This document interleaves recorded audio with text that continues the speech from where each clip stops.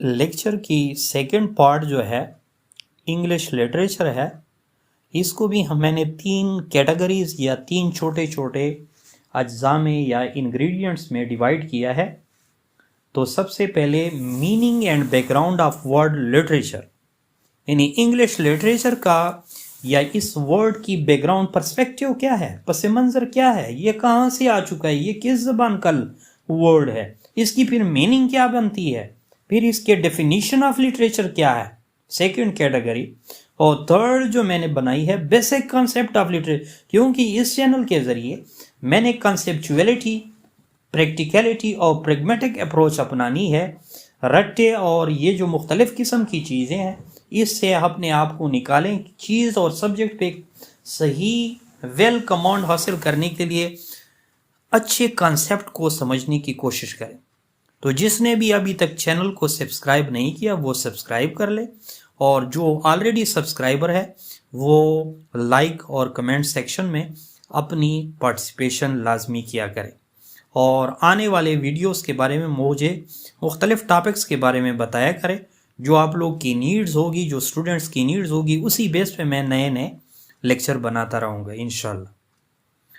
چلیں آئیے دوبارہ ہم لیکچر کی طرف آتے ہیں، تو let start it. First part کیا ہے؟ Meaning and background of word literature.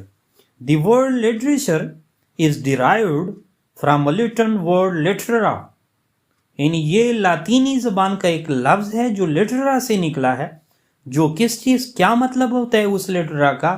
Which stand for writing comprise of letters, ایسی لکھائی کو کہتے ہیں جو لیٹرز حروف پہ مشتمل ہوتی ہے، کمپرائز ہوتی ہے، یعنی مطلب ہے ایسی ہر وہ لکھائی جو کہ لیٹر سے ملتی بنتی ہے، اس کو انہوں نے لٹریچر کا وہ ورڈ کہا ہے۔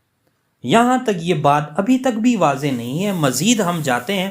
اٹ فاردر اسٹیٹس، یہ مزید بھی ہمیں یہ بیان کرتی ہے that any return work is called literature.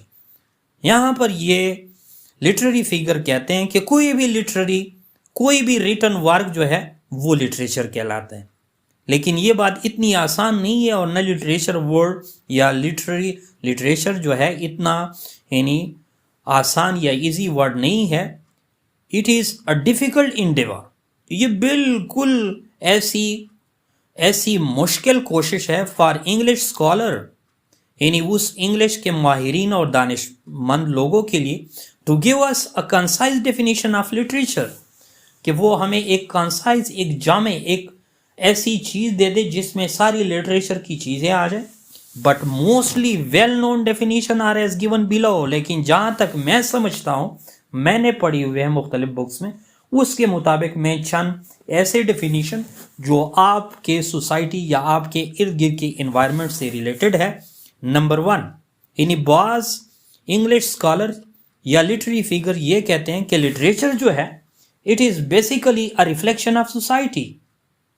جس طرح ڈرامے یا فلم کے اندر آپ لوگ دیکھتے ہیں جو کہ لٹریچر کے ایلیمنٹ سمجھے جاتے ہیں، ڈرامہ یا ناول اور پروز یا پوئٹری، یہ جو لٹریچر کے ایلیمنٹس عناصر میں آتے ہیں، تو یہ کیا کرتے ہیں کہ ایک آرٹسٹ یا ایک انگلش کارج سمجھتا ہے کہ جو بھی لٹری پیس ہوگی، لٹری بک ہوگا، وہ ریفلیکشن آف سوسائٹی ہوگا، سوسائٹی کی ایک عکس ہوگی، اس کے اندر ایک ایسا پکچر ہوگا، این امیج آف سوسائٹی ہوگا۔ اور پھر بعض انگلش اسکالر یہاں تک کہتے ہیں کہ it is an expression of life, جس طرح زندگی ہے اس کا ایک اظہار ہے ان دا فارم آف لٹریچر، چاہے وہ ناول کی صورت میں ہے، چاہے وہ ڈرامے کی صورت میں۔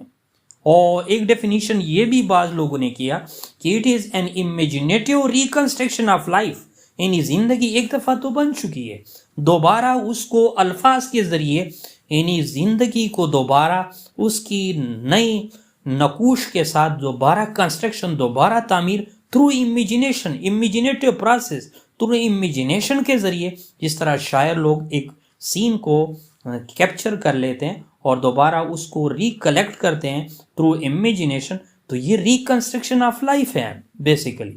تو اب لٹریچر کے اس بیسک کانسیپٹ کی طرف ہم آتے ہیں جو تھرڈ پارٹ آف اور لیکچر ہے، کہ لٹریچر بیسیکلی کیا چیز ہے.